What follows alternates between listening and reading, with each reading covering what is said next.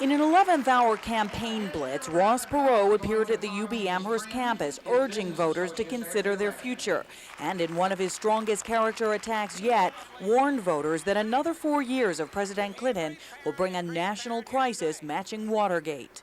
Why in the world do we even consider voting for a person who has an unbroken record of being dishonest, unethical, run, duck, and hide every time he gets an accusation? Now, let me run one by you right here. Perot blasted Clinton for declining a one-hour live debate on election eve that Perot bought for $1 million.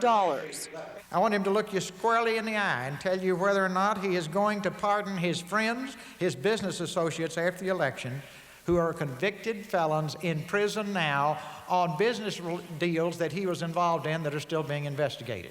I wanted to give him an opportunity to look you in the eye and explain why they were over in Indonesia and Asia raising millions of dollars for his '96 campaign. If you had been repeatedly accused of criminal activities and you were absolutely innocent, your strongest desire would be to speak out and clear your name. On the other hand, if you were guilty and you were talking to expensive lawyers, and he has been, and he's out raising money to pay his legal bills, you would remain silent knowing that anything you might say could be used against you in court.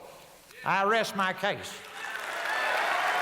I want to hear from a candidate that is completely honest. The ethical issues are not as minor as the media makes them seem to be.